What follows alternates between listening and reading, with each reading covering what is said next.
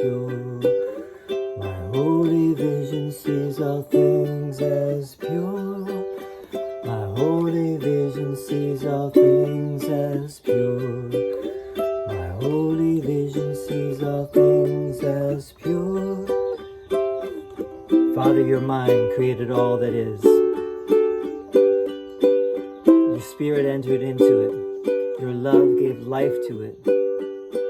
And would I look upon what you created as if it could be made sinful, I would not perceive such dark and fearful images.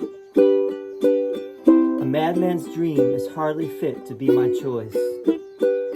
Instead of all the loveliness with which you bless creation, all its purity, all its joy, and its eternal quiet home in you. A holy vision sees all things as pure. My holy vision sees all things as pure. My holy vision sees all things as pure. My holy vision sees all things as pure. And while we still remain outside the gate of heaven, let us look on all things we see through holy vision and the eyes of Christ. Let all appearances seem pure to us, that we may pass them by in innocence and walk together to our Father's house as brothers and the Holy Son of God.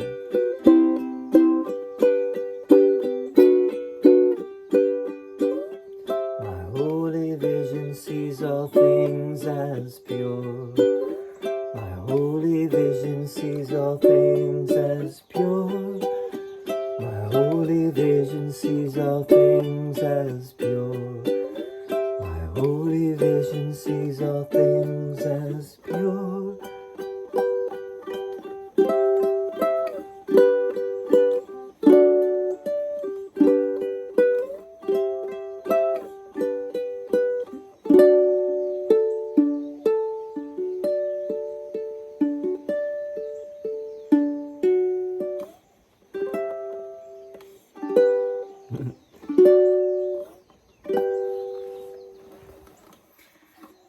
Lesson 263, my holy vision sees all things as pure.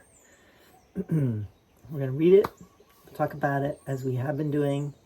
Thank you so much. If you have been tuning in, I'd love to hear your comments. Some of you have made some really nice comments. And it's just nice to know that you're out there, you're listening, and I appreciate you. Thank you so much. Paragraph 1. This is prayer to God the Father, as Jesus has been doing. Don't forget that Jesus did this little discourse called "What is the Body?" 5 paragraphs on page 425 of this edition, the blue 3rd edition put out by the Foundation for Inner Peace. Now, and we had God is my refuge and security, lesson 261. Then we had let me perceive no differences today. And now we have my holy vision, 263. My holy vision sees all things as pure. Paragraph 1. Father, your mind created all that is. Your spirit entered into it. Your love gave life to it. And when I look upon what you created as if it could be made sinful, I would not perceive such dark and fearful images. A madman's dream is hardly fit to be my choice. Instead of all the loveliness with which you bless creation, all its purity, its joy, and its eternal quiet home in you. It's the first paragraph. Second paragraph. And while we still remain outside the gate of heaven, let us look on all we see through holy vision and the eyes of Christ. Let all appearances seem pure to us, that we may pass them by in innocence and walk together to our Father's house as brothers and the holy sons of God. I mistakenly sang Holy Son. It really does not make a difference, as we found out yesterday, that God has one Son, right? There's only one, right? But you could also say, as long as we're outside of the gate of heaven, as Jesus says here, there's more than one Son, right? We're all separate, or that's what it looks like. So, we don't want to deny that. We don't want to deny that to all appearances, there are sons of God, does not seem to be one Son. There seems to be that we're all distinct, we're all separate, we're all unique individuals. But the reality, Jesus keeps reminding us, is there is really only one Son. There's only one God. There's only one Creator. There's only one life. There's only one love. And that's the direction we're headed, is that understanding and that knowledge, really, knowing. So, but let's read this, and then we'll talk more. My holy vision sees all things as pure. Paragraph 1, Father, your mind created all that is. Your spirit entered into it. Your love gave life to it. So there's three things here: your mind, your spirit, and your love. God's mind created all that is. Sometimes Jesus says God's thought, right? Your spirit entered into it. Your love gave life to it. Now, when you read this, it seems as if there are three distinct things, right? God has a mind, God has a spirit, God has love, right? I think this is poetic. This is Jesus speaking in language that is beautiful and poetic and moving and inspirational and motivational. He doesn't want us to get too caught up in the words. If we do get too caught up in the words, we might start thinking, well, what's the difference between God's spirit? What's the difference between God's mind and God's spirit and God's love? But that's not something we need to worry about. In a sense, there really is only oneness, one reality. I think that's what Jesus seems to be getting at, right?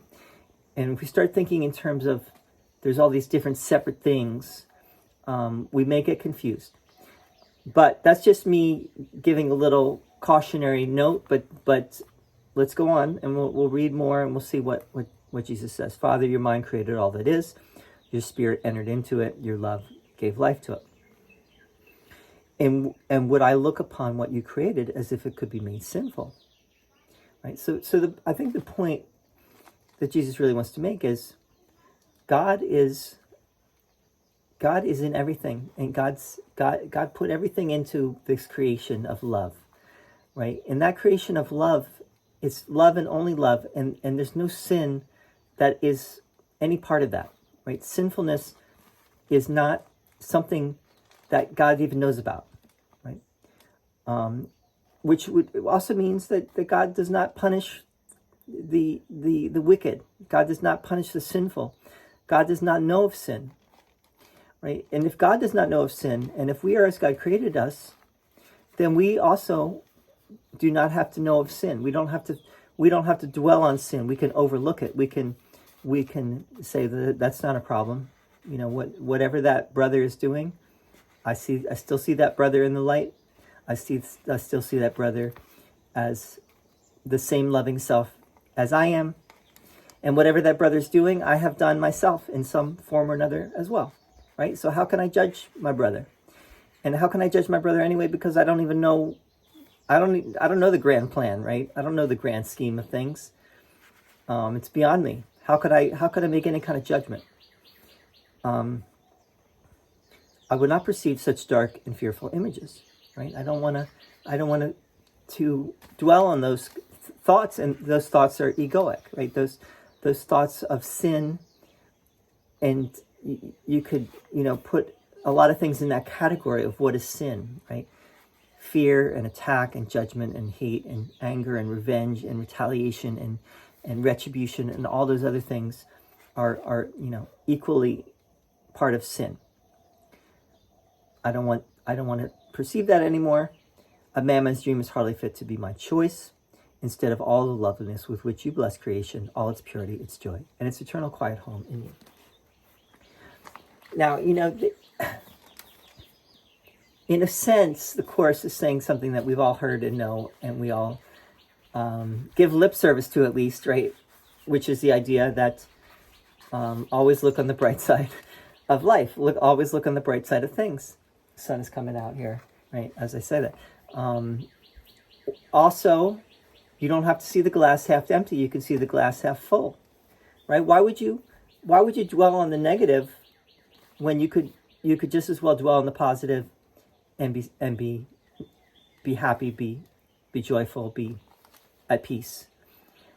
On the other hand, you don't want to deny if you do feel bad feelings, if you do feel negativity, if you do feel all these, you might say egoic emotions and feelings, you don't want to deny that those are there, right? You don't want to just say, no, I'm not, that's not there, right?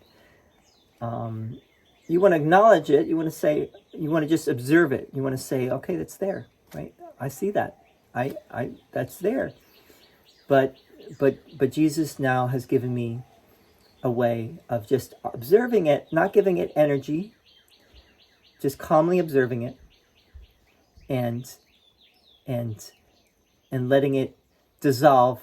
Just by calmly observing it, it'll go away, right? It'll just fade back into the nothingness from which it came. These are similar words to what Jesus uses in the Course.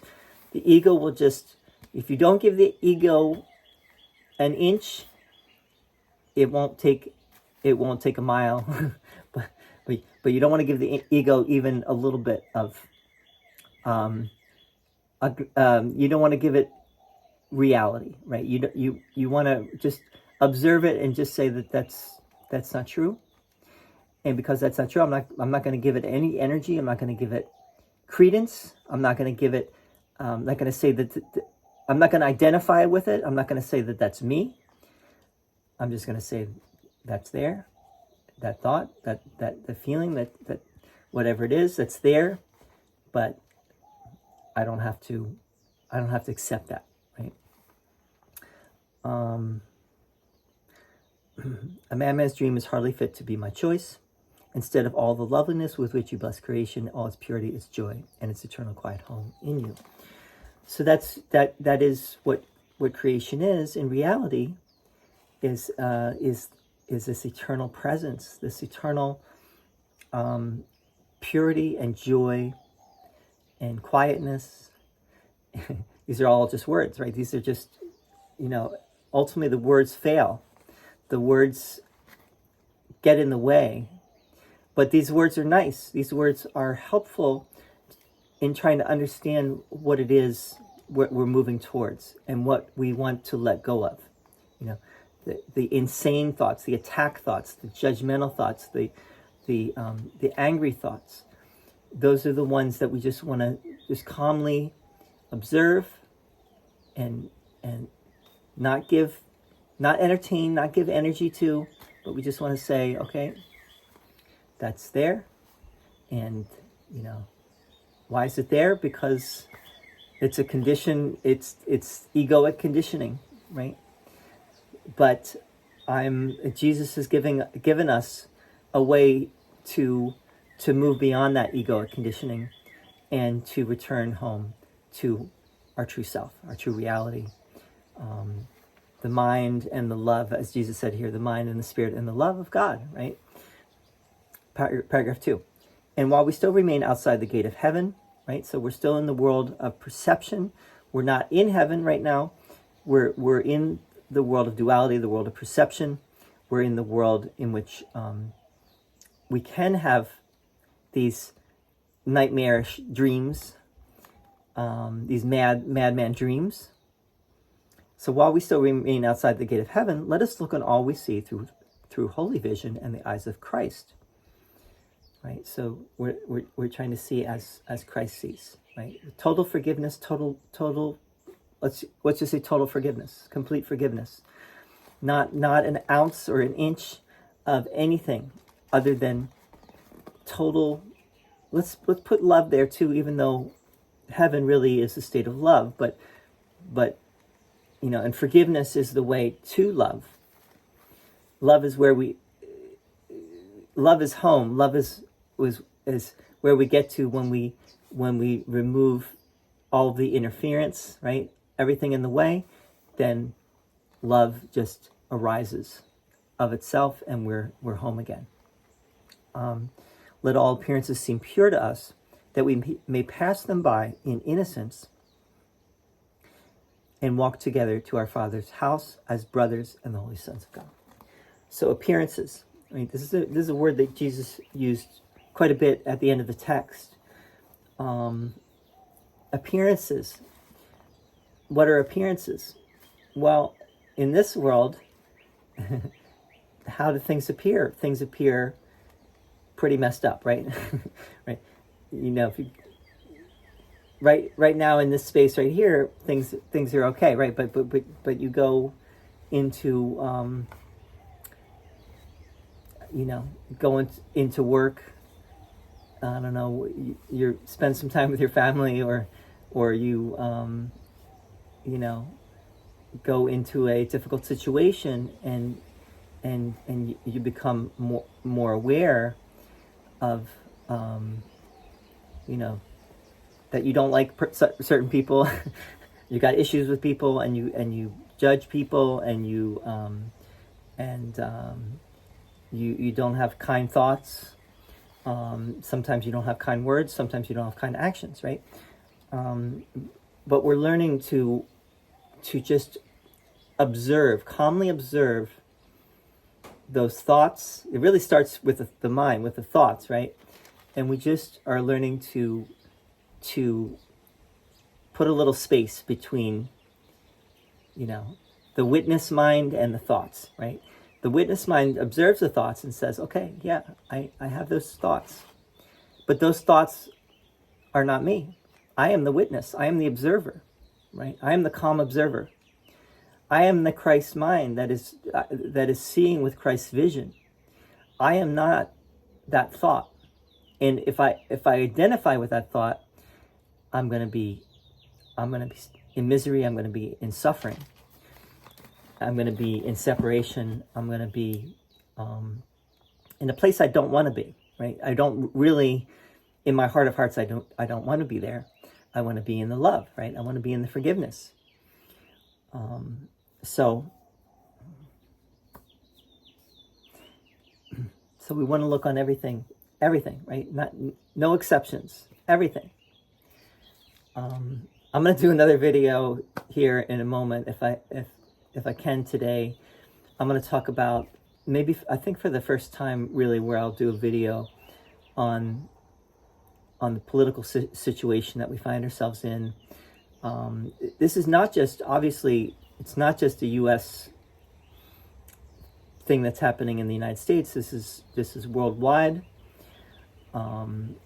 This is affecting everyone in the world, right?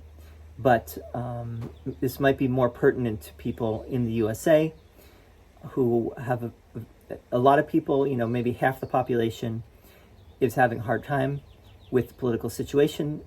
Maybe the other half, not so much. But for those who, for example, do not like Donald Trump and find it very hard to forgive him, very hard to see him in the light, that's what the video is going to be about, right? So if you want to stay tuned, we'll do that. I might get to that. We'll see. Let's try this song again.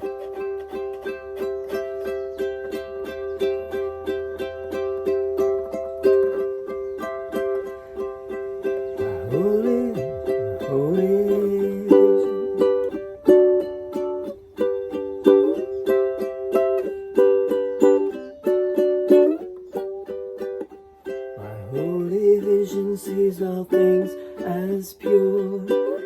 My holy vision sees all things as pure. My holy vision sees all things as pure. My holy vision sees all things as pure. Father, your mind created all that is. Your spirit entered into it. Your love gave life to it. Would I look upon what you created as if it could be made sinful, I would not perceive such dark and fearful images. A madman's dream is hardly fit to be my choice. Instead of all the loveliness with which you bless creation, all its purity, its joy, and its eternal quiet home in you. vision sees all things as pure. My holy vision sees all things as pure. My holy vision sees all things as pure. My holy vision sees all things as pure. My holy vision sees all things as pure. My holy vision sees all things as pure. My holy vision sees all things as pure. My holy vision sees all things as pure.